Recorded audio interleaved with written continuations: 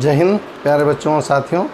आज का हमारा टॉपिक असहयोग आंदोलन और खिलाफत आंदोलन के बाद जो भी घटनाएं भारत में घटित हुई, चाहे वो जलियांवाला बाग हत्याकांड हो या तो फिर वो मॉन्टेग्यू चेम्सफोर्ड योजना हो, चाहे वो असहयोग आंदोलन हो, चाहे वो खिलाफत आंदोलन हो, जितनी भी चीज़ें हमने जानी और समझी हैं उसमें एक चीज़ तो कन्फर्म है, और वो ये है कि भारत में अब गांधी जी उस स्थिति में नहीं जिस स्थिति में पहले थे।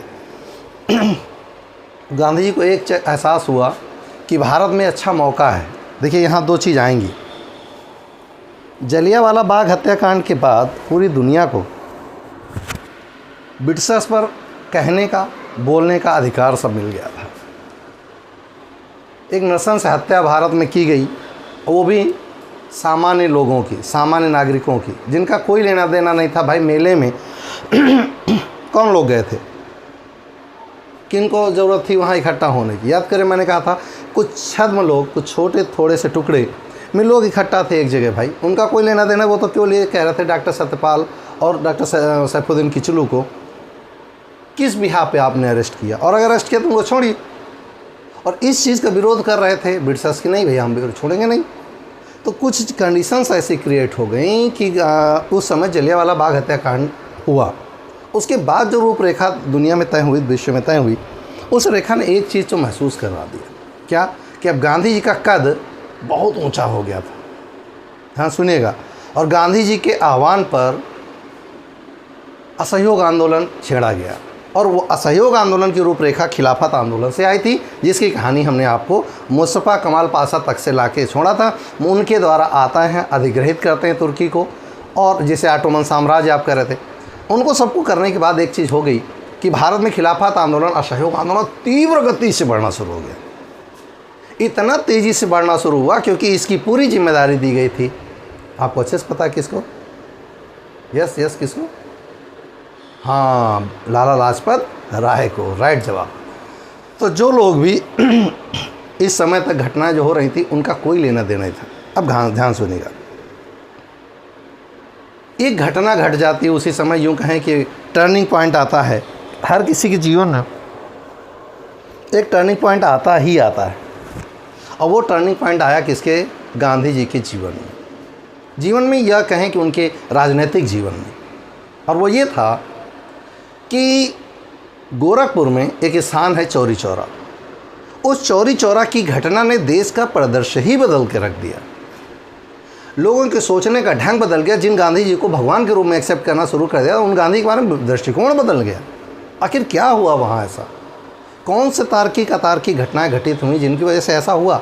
और ये टॉपिक जब मेंस में आता तो आपको समझ में नहीं आता। हमने तो रट रखा था कि वहाँ पर चौरी चौरा कांड हुआ, कुछ पुलिस वालों की हत्या कर दी गई, कुछ ऐसा कुछ है, और आप प्री पास करके चले जाते हैं। मेंस में जब आपसे क्वेश्चन पूछता है तो आप जवाब नहीं दे पाते, क्योंकि तर्क नहीं होते, और किताबों में भी कुछ दिया नहीं होता। चौरी चौरा में किताबों में जिया था, वो बता रहा हूँ। असहयोग आंदोलन के खिलाफ कुछ लोग धरना प्रदर्शन कर रहे थे, पुलिस ने उनको रोका, जिसके कारण आक्रोशित जनता ने पुलिस वालों को आग लगा दी। ये किताबों में लिखा हुआ है, और इससे मेंस का सरोकार कुछ नहीं, क्योंकि इन घटनाओं का लेना देना मेंस से नहीं होता। वो आपसे आप कब भी पूछेगा और आप किताबी भी लिखेंगे। तो मेरे भाई, मेंस लिखवाने का उद्देश्य सिर्फ आपका दृष्टिकोण जानना होता है। अगर किताब ये जानना है तो आपकी ज़रूरत नहीं है, वो यूपीएससी किताब लाकर पढ़ लेगा। उसके बाद बहुत लोग पढ़ने लिखने वाले हैं, आपकी आवश्यकता नहीं। तो कैसे आप प्रशासनिक अधिकारी बनेंगे, उसके लिए जानना जरूरी है कि घटना क्या थी। तो ये रूपरेखा थी पूरी चौरी चौरा घटना की। अब आज हम पूरा चौरी चौरा घटना पर, वीडियोस बहुत कम मिलते हैं चौरी चौरा घटना में, है ही नहीं कुछ। तो आज मैं ढूंढ कर लाया हूँ, जहाँ जहाँ ढूंढ के लाया हूँ बता दे रहा हूँ। किरण कंपटीशन टाइम से मैंने फैक्ट्स लिए हैं, एसके पांडे सर से कॉन्सेप्ट लिया है, और बीएल ग्रोवर साहब से पूरा दृष्टिकोण है, जो आपको हम मेंस और प्री दोनों के बीच से बताने वाले हैं। मुझे उम्मीद है जिस तरह सभी वीडियोस को आप दिल से पसंद कर रहे हैं, बहुत सारा आप प्यार दे रहे हैं, उसी तरह इस वीडियो को पसंद करेंगे। ना पसंद आए जी भर के नीचे कमेंट कर लीजिएगा, बातें पूछ लीजिएगा, गरियाइएगा नहीं भेली फोड़ूंगा। चलिए बात करते हैं चौरी चौरा कांड की। 5 फरवरी 1922 को घटना हुई। पूरा परिपेश क्या है मैं एक एक करके आपको दिखाता हूँ। सबसे पहले लिखने से पहले आपको यहाँ 2 चीज़ ध्यान रखनी होगी। सबसे पहले किसी चीज़ की पृष्ठभूमि जानना आवश्यक होता है। तो इसकी पृष्ठभूमि लिखी गई थी कहाँ पर? खिलाफत और असहयोग आंदोलन के समय। इसकी पृष्ठभूमि निर्मित हुई कहाँ? असहयोग आंदोलन और खिलाफत आंदोलन के साथ। वो पूरी कहानी मैं आपको दिखा रहा हूँ। क्या है ये ऐतिहासिक दृश्य? क्या है? गोरखपुर जिला पड़ता है उत्तर प्रदेश का, आपको अच्छे से पता है। वर्तमान में उत्तर प्रदेश के मुख्यमंत्री जी का वास्तविक कार्य क्षेत्र गोरखपुर। वहाँ पर एक स्थान है चौरी चौरा।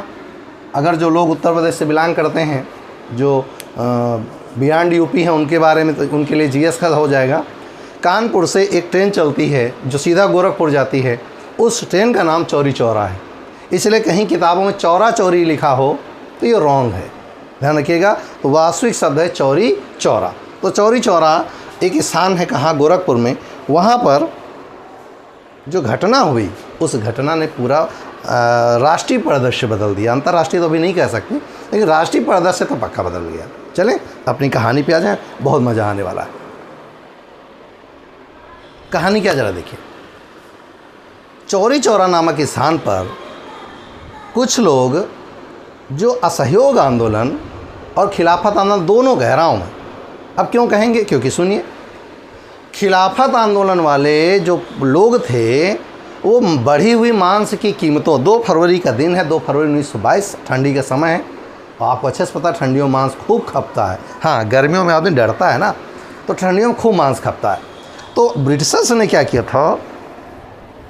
असहयोग आंदोलन के चलते भारतीयों को ऊपर ज़्यादती करना शुरू किया, और उस ज़्यादती में उन्होंने मांस की कीमतें बढ़ा दी। तो असहयोग आंदोलन वाले और या खिलाफत आंदोलन वाले इस बढ़ी हुई मांस की कीमतों पर ऐतराज़ जता रहे थे, नंबर 1।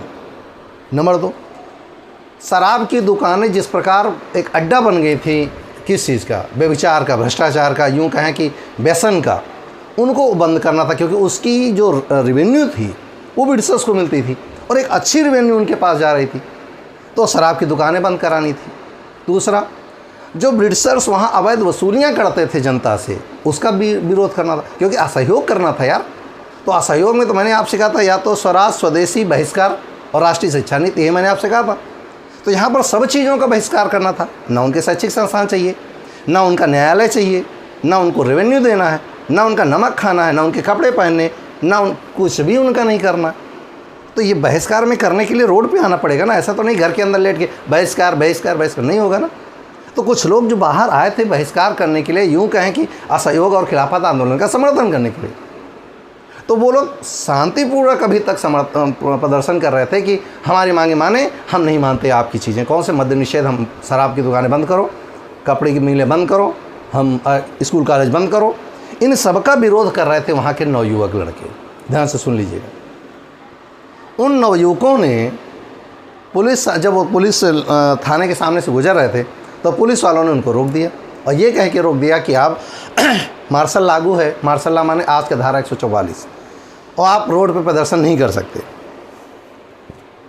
तो उन्होंने कहा हम शांतिपूर्वक प्रदर्शन करेंगे, हम हिंसा का सहारा नहीं लेंगे। लेकिन नहीं माने ब्रिटिशर, उन्होंने आगे जाने से उनको रोक दिया। और जब उनको रोक दिया गया तो वहाँ पर एक व्यक्ति था जिसका नाम था भगवान अहीर। नोट करिएगा, उस व्यक्ति का नाम था भगवान अहीर। ठीक, तो वहाँ के लोग वापस आ गए। ध्यान से सुनिएगा, 2 फरवरी को घटना होती है, सब लोग वापस आ जाते हैं। 3 फरवरी को एक रूपरेखा बनाई जाती है, 3-4 तारीख को, कि ठीक है ब्रिटिशर्स हमें प्रदर्शन नहीं करने दे रहे हैं, तो गांधी का इतना बड़ा आह्वान है, हम लोगों को देश के लिए कुछ करना चाहिए। तो वो सारे लोग 3 और 4 तारीख को एक योजना बना रहे थे कि हमें ब्रिटिशर्स से नहीं लड़ाई लड़नी, लेकिन ब्रिटिशर्स से कार्यकलापों से लड़ाई लड़नी। मेरी बात समझ पा रहे हैं? और इस आधार पर उन लोगों ने विरोध करना शुरू कर दिया। 5 तारीख को, 5 फरवरी 1922 का दिन है, सवेरे 8:30-9 बजे, ध्यान से सुनिएगा, एक 8-10 बच्चे, पहले तो 2 गए थे, फिर 8-10 बच्चे गए। 8-10 बच्चे असहयोग आंदोलन का समर्थन करने के लिए रोड पे निकल जाते हैं, और उनके साथ उनका जो एक समूह था 4-5 लोगों, उसमें कोई नेता तो करता नहीं था। पुलिस से फिर झड़प होती, बहस होती है, तो पुलिस कहती है आप लोग वापस चले जाओ क्योंकि आप अगेंस्ट रूल हो। तो वो कहते हैं अगेंस्ट रूल तो तब होते जब हम आपका कुछ बुरा करना चाह रहे हैं, हम आपका बुरा नहीं करना चाह रहे हैं, हम अपनी बात रखना चाह रहे हैं। तो उन्होंने उनको, पुलिस वालों ने भगा दिया। ध्यान से सुनिएगा, और भगाने के चक्कर में आपस में झड़प हो गई, और झड़प में जो हवाई फायरिंग करी पुलिस ने, वो दुर्भाग्य से 2 बच्चों को लग जाती, वाइट डिजाइन 2 बच्चे मर जाते हैं। उन दोनों को छोड़कर वो बाकी बच्चे भागते हैं गांव की ओर। अब गांव से जो झुंड आ रहा है, उस झुंड का नेतृत्व करने वाले व्यक्ति का नाम है भगवान अहीर। क्या नाम है उसका? भगवान अहीर। हाँ सुनिएगा, ये एक ऐसा संघर्ष था जिसका कोई नेतृत्व करता नहीं था, जिसमें कोई बड़ा नेता नहीं था, क्योंकि एक आकस्मिक घटित घटना थी। इसका कोई लेना, क्योंकि ये प्लान्ड नहीं था, ये जान के किया गया नहीं था, ये अचानक हुई त्रासदी के रूप में था। हुआ क्या, भगवान अहीर के नेतृत्व में सारे लोग 5 फरवरी 1922 को धरना देने बैठ गए पुलिस थाने के आगे, क्योंकि उनकी 2 की डेथ हो चुकी थी। ब्रिटिशर्स इसमें मान रहे थे कि नहीं, हमारा जो काम किया गया वो रूल के हिसाब से कुछ गलत नहीं हुआ। लेकिन आक्रोशित जनता ने ईंटा पत्थर शुरू कर दिए, और ईंटे पत्थर के चक्कर में वो पुलिस वाले भागे कहाँ? अंदर की ओर। और जब अंदर भागे तो वहाँ पर लोगों ने क्या किया? अच्छा ध्यान रखिएगा, उस समय आज जैसे पुलिस थाने नहीं हुआ करते थे। उस समय जब पुलिस थाने होते थे, झाड़ फूड़ की जो घास फूस की वो बनाई जाती थी, उनकी छत बनाई जाती थी, उनके जो दरवाजे होते थे, आज के जैसे इंटरनेशनल नहीं कि आरसीसी डाल के आपने लिंटर डाल दिया और बच जाएंगे लोहे के दरवाजे लगा कर। तो बहुत ज़्यादा उस ये नहीं कहेंगे बहुत मजबूत हुआ करते थे, तो छप्पर वगैरह डाल के वो लोग अपना थाना क्रिएट करते थे, अपनी चौकी या छावनी कहा करते थे। वहाँ के लोगों में आक्रोश इतना ज़्यादा बढ़ गया उन बच्चों को लेकर कि वो लोग आसपास के गाँव में जाकर मिट्टी का तेल मांगने लगे। पता है क्यों? क्योंकि अब इतना आक्रोशित हो गए थे कि एक को नहीं बचना चाहिए, सबको मार डालेंगे, कोई नहीं बचेगा, हम सबकी हत्या कर देंगे। और गाँव में जब लोगों से तेल मांगने गए तो जो बुजुर्ग लोग थे उन्होंने उनसे पूछा, शायद पिछले वीडियो में इसका हमने जिक्र किया, जब गांधी का हमने पढ़ाया था गांधी युग पार्ट 2, तो शायद उसमें हमने इसकी चर्चा करी थी आपसे। तो गांव वालों से जब उनसे गांव वाले कि भाई इस तेल का करोगे क्या, तो उन्होंने कहा हमारे कुछ मित्रों को पुलिस वालों ने मार डाला ब्रिटिशर्स ने, हम उनको जलाने जा रहे हैं। तो गांव के लोग इतने खुश हुए, तुम 1 बोतल न ले जाओ, 5 बोतल ले जाओ, जितना रखा सब ले जाओ, और माचिस भी मुझसे ले जाओ, लगा दो आग, और स्वयं हम भी चल रहे हैं। यानी एक बड़ा हुजूम थाने के चारों ओर आ गया। ट्रंक डायलिंग या उस समय तार की व्यवस्था काट दी गई, तोड़ दी गई, तो किसी सूचना भी नहीं मिली, और पूरी जनता ने चारों ओर से उसको क्या कर लिया? घेर लिया। ध्यान से सुनिएगा। और जैसे घेर लिया तो भागने के अवसर समाप्त हो गए। एक दरोगा 21 लोग बाहर से कुंडी बंद कर मिट्टी का तेल डाल के आग लगा दी। भागने का अवसर नहीं मिला, और सारे के सारे चने के जैसे भुज गए।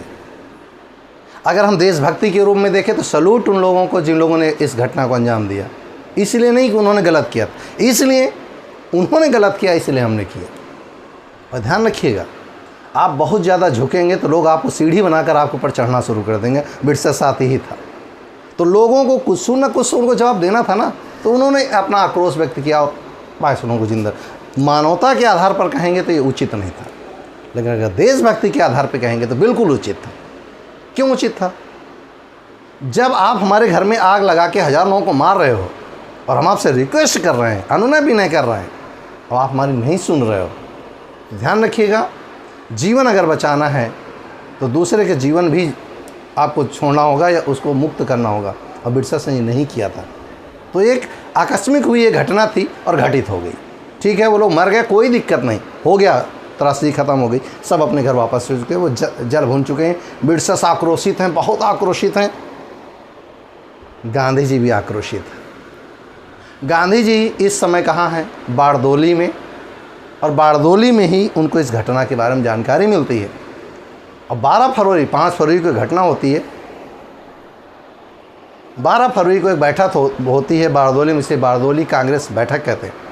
उस बैठक की रूपरेखा स्वयं गांधी जी ने लिखी, और उसी में जो प्रस्ताव लिखा, अपने लिए प्रस्ताव लिखा कि मैं बहुत क्षुब्ध हूँ, मैंने तो अहिंसा के रास्ते में चलने के लिए कहा था, लेकिन जनता ने क्योंकि हिंसा का सहारा लिया जो कि उचित नहीं है, इसलिए हम इसका विरोध करते हैं और हम इसका कदापि हम इसे नहीं एक्सेप्ट करते। और इस आधार पर हम असहयोग आंदोलन और खिलाफत आंदोलन दोनों वापस लेते हैं। ये प्रस्ताव कहाँ है? 12 फरवरी। इस समय कहाँ है? गांधी जी बारदोली में हैं, और पेपर में आ चुका है। बारदोली कांग्रेस की बैठक होती है, प्रस्ताव गांधी जी द्वारा लिखा जाता है, असहयोग और खिलाफत आंदोलन वापस लेने की घोषणा होती है। अब कांग्रेस का स्टैंड क्या होगा ये तो बारदोली में एक अचानक की गई बैठक थी ना, इसका लेना देना तो था नहीं। तो कांग्रेस का क्या अटेंशन होगा या कांग्रेस का स्टैंड क्या होगा, ध्यान से सुने रहिएगा। कांग्रेस का स्टैंड ये होगा कि आज वाली कांग्रेस नहीं है कि मुखिया जो करे बेटर बेटर बेटर, नहीं। गांधी जी के खिलाफ भी निंदा प्रस्ताव आया, गांधी जी के खिलाफ भी निंदा प्रस्ताव आया। आज भी किसी की हिम्मत नहीं कि आज वाली कांग्रेस में निंदा प्रस्ताव ले आए। जब राफेल डील को लेकर सुप्रीम कोर्ट में राहुल गांधी माफ़ी मांग रहे थे, तो उस समय मुझे इस घटना का याद आया था कि शायद अगर पुरानी कांग्रेस होती तो इनकी निंदा करके इनको पद से हटा दिया जाता। लेकिन हमने तो आंखों में पट्टी बांध रखी है, हम सत्य को एक्सेप्ट ही नहीं कर सकते। हमने तो मान रखा ना कि जो एक व्यक्ति अगर सावन में अंधा होता उससे जीवन भर अंधा हरा ही दिखता, तो किसी व्यक्ति को आप कितना भी समझाओ वो सही चीज़ को एक्सेप्ट नहीं करता। यही हुआ यहाँ। गांधी जी के खिलाफ निंदा प्रस्ताव मुंजे साहब लेकर आए जो उस समय कांग्रेस समिति के अध्यक्ष थे। और क्यों आया निंदा प्रस्ताव? आपने किससे पूछकर असहयोग आंदोलन वापस लिया? असहयोग आंदोलन आपकी संपत्ति नहीं था, असहयोग आंदोलन कांग्रेस की संपत्ति था। खिलाफत आंदोलन आप कांग्रेस के अध्यक्ष थे, आपको अच्छे से याद होगा कि अगर आप कांग्रेस के अध्यक्ष हैं तो आपको या सदस्य हैं तो आपको इस चीज़ को मानना होगा। इसलिए उनके खिलाफ आया कि आपको खिलाफत आंदोलन असहयोग आंदोलन वापस लेने का कोई अधिकार नहीं, लेकिन वहाँ प्रस्ताव पास होता है। ध्यान सुनिएगा। और गांधी जी ने असहयोग आंदोलन खिलाफत आंदोलन वापस ले लिया। और गांधी जी की पूरी देश में बड़ी थू-थू हुई। थू-थू होने का मतलब सिर्फ देखिए, मैंने गांधी जी पढ़ाते समय आपसे एक चीज़ कहा था कि हो सकता है कि आप गांधी जी से व्यक्तिगत रूप से बुराई मान लें। बुराई हो सकती है, यार इंसान है, लेकिन व्यक्तित्व के रूप में गांधी जी को आप गलत नहीं ठहरा सकते। और हम इस जगह उनको सही मान रहे हैं। गांधी जी ने कहा था कि कहीं भी हिंसा का रूप नहीं लेना चाहिए, क्योंकि हिंसा कायरों का आभूषण है, अहिंसा वीर पुरुषों का आभूषण है, लेकिन उसको धारण करने की सब में औकात नहीं होती। पागल आदमी किसी को थप्पड़ मार देगा, ये आपकी श्रेष्ठता नहीं है। सामने वाला थप्पड़ मारे और आप सह कर आगे बढ़ जाएं। आगे बढ़ जाने का मतलब नहीं कि उसको निपटा के आगे बढ़ जाएं, आगे बढ़ जाने का आप ग्रोथ कर जाएं, इसका मतलब आप श्रेष्ठ हैं। गांधी जी का ये उठाया कदम अपनी जगह सही था, लेकिन गड़बड़ कहाँ था? किसी युग का परिवर्तन, किसी राष्ट्र का परिवर्तन कभी बुजुर्गों से नहीं हुआ यार, नवयुवकों से हुआ। और इस समय असहयोग आंदोलन में आपको अच्छे से पता था, पूरा भारत एक था, कॉलेज बंद थे, रविन्द्रनाथ टैगोर गांधी जी स्वयं क्लासेज पढ़ा रहे थे। तो इस समय जोश सबका बहुत ऊपर था, चाहते तो कुछ ही समय में शायद भारत आज़ाद हो जाता। और गांधी जी ने ऐसे समय में असहयोग और खिलाफत दोनों वापस, यानी मुस्लिम को भी और हिंदुओं को, दोनों को नाराज़ कर दिया गांधी जी ने। ध्यान से सुनिएगा। इस पर नेहरू जी ने गुस्सा होकर कहा था, मैंने पिछले वीडियो में आपसे कहा था कि अगर कन्याकुमारी का एक गांव जलता है तो उसकी सज़ा हिमालय के गांव को क्यों? बिल्कुल सही। अगर आप बाई मैप इसको देखें, मैं मिटा रहा हूँ थोड़ा सा, अगर आप इसको बाई मैप देखें, इसका स्क्रीनशॉट आपको मिल जाएगा, PDF में जाके ले लीजिएगा। अगर इसे हम मैप के रूप में देखें तो ज़रा हम ऐसे इसको अगर डिनोट करें ईमानदारी से, अगर हम ऐसे डिनोट करें तो अगर ये मान लीजिए हमारी दिल्ली है, ये हमारा बारदोली है, ठीक है, और ये हमारा गोरखपुर है। तो अगर कोई घटना गोरखपुर में घटित होती है, ईमानदारी से बताएं, तो उसमें जम्मू कश्मीर के लोगों का क्या दोष है? इनके ये तो एकदम ऊर्जावान है ना, ये तो एकदम ऊर्जा से भरे, मारो इनको, नालायकों को बाहर करो। इसकी सज़ा जम्मू कश्मीर के लोगों को क्यों मिले भाई? अरे भाई, उस समय तो सूचनाएं भी नहीं थी लोगों के पास। यहाँ के लोग अपना धरना प्रदर्शन, यहाँ के लोग अपना धरना प्रदर्शन चालू थे, यहाँ के ईस्टर्न में सब धरना प्रदर्शन चालू थे। आपने जरा से मुझ पर वापस कर दिया। अरे जलियांवाला बाग में 3000 लोगों को मार डाला था, तब आपने आंसर नहीं शुरू किया था? थे तो आप यहीं पे, क्यों वापस ले? यही उनकी, तो नेहरू जी ने यही कहा था कि अगर कन्याकुमारी के गाँव में एक आग लगती है तो हिमालय के किसी व्यक्ति को सज़ा नहीं देनी चाहिए गाँव को। सुभाष चंद्र बोस ने कहा था गांधी जी द्वारा ये वापस लेना असहयोग आंदोलन एक प्रकार की त्रासदी है। क्या कर रहे हो बापू आप? नहीं करना चाहिए था आपको ऐसे। इतनी बुराई उस समय गांधी जी की होना शुरू हो गई, इतना बुराई हो गई कि 1923 में CR दास और मोतीलाल नेहरू इससे इतने नाराज हुए कि उन्होंने अलग स्वराज पार्टी का गठन कर लिया। नहीं चाहिए गांधी जी तुम्हारा समर्थन, हम आगे बढ़ चलते हैं। समझ में आई ना पूरी बात। अब क्या होता है, मुंजे साहब का प्रस्ताव आता है, असहयोग और खिलाफत आंदोलन वापस ले लिया जाता है। 26 फरवरी 1922 को बैठक होती है ये कांग्रेस समिति की अखिल भारतीय बैठक, और इसके बाद गांधी जी को 10 मार्च 1922 को गिरफ्तार कर लिया जाता है। गिरफ्तार तो होना था यार, क्यों?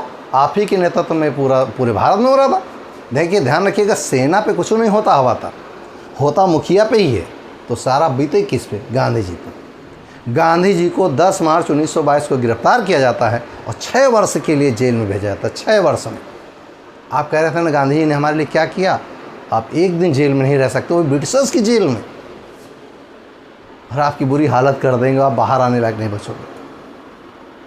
10 मार्च 1922 को गिरफ्तार करके अहमदाबाद जेल में, यानी उन्हीं की गृह जेल में उनको डाल दिया जाता है। लेकिन 5 फरवरी 1924 को, नोट करिएगा, घटना के ठीक 2 वर्ष बाद गांधी जी की अचानक तबीयत खराब होती। कारण आपको अच्छे से पता है, क्योंकि गांधी जी स्वाध्याय स्वलीन रहते थे, अपने में ही लीन रहते थे। भोजन करना नहीं, बिरसा से खाना खाना नहीं, उनके कपड़े पहनने नहीं, उनकी किसी वस्तु का उपभोग करना नहीं। तो धीरे धीरे जीर्ण शीर्ण हो गए, और जब जीर्ण शीर्ण हो गए तो मरणासन स्थिति में आ गए। तो 5 फरवरी 1924 को गांधी को रिहा कर दिया गया कि भैया तुम अस्वस्थ हो, कहीं मर आ गए, हमें लेने देने पड़ जाएंगे, इतना बड़ा नेता है। इस प्रकार उनको फिर से 5 फरवरी 1924 को छोड़ दिया जाता है। तो चौरी चौरा घटना का जो परिप्रेक्ष्य था वो ये था कि एक सुलगते हुए माहौल में गांधी जी द्वारा आग की लौ खींच लेना, यानी असहयोग और खिलाफत को वापस ले लेना, भारत में एक नए युग का निर्माण कर दिया। जिन लोगों ने गांधी पे विश्वास किया था, आज वो सुभाष चंद्र बोस पे विश्वास करने लगे, आज वो नेहरू पे विश्वास करने वाले, आज सीआर दास पे विश्वास करने लगे। और इसी समय चंद्रशेखर आज़ाद, भगत सिंह, राजगुरु, इन लोग चरम पर आना शुरू हो गए। तो गांधी जी को कहीं न कहीं उनके सम्मान पर बट्टा था, उन पे एक बट्टा इसलिए था कह सकते हैं क्योंकि आपने गलत समय पर निर्णय ले लिया। आपके द्वारा दार्शनिक दृष्टिकोण से सही हो सकता है, लेकिन जब विश्व या भारत एकदम उबाल पे हो, नहीं अब आज़ादी की लास्ट लड़ाई मान लेते हैं इसको, तो आपको अपना वो वापस लेना नहीं चाहिए था। तो ये था हमारा आज का वीडियो, जिसमें हमने आपको पूरा चीज़ पढ़ाई। मुझे उम्मीद है पूरी कहानी आपके दिमाग में वैसी बैठ गई होगी जैसी कहानी के रूप में हमने पहुँचाई है। अपने नोट्स में जिस प्रकार हम कहानी आपको बताते हैं, इसी रूप में आप नोट कर लिया करिए कृपया करके। और जो भी आपको PDF के रूप में आपको ये इसके साथ मिलेगा, इसको अपनी भाषा में इलैबोरेट, फैक्ट के लिए आप यहाँ से पढ़ लीजिएगा, कॉन्सेप्ट के लिए मेरी बात सुन लीजिएगा। ज़्यादा से ज़्यादा लोगों तक अपनी बात पहुँचाइएगा, लेकिन उन्हीं तक जो लोग रियल में तैयारी कर रहे हैं उनके लिए नहीं, जो केवल इसलिए पढ़ते हैं कि मुझे 20 जगह भटकना है और फिर जीवन भर भटकते रहना।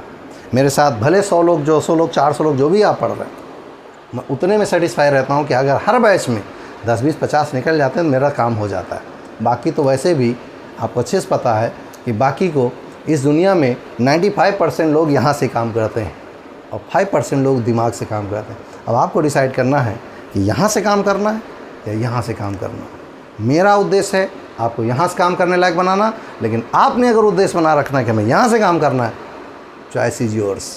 तो आज फिलहाल इतना ही, मिलते हैं नेक्स्ट वीडियो में नई उम्मीद के साथ, नए जोश के साथ। आज फिलहाल इतना ही। जय हिंद।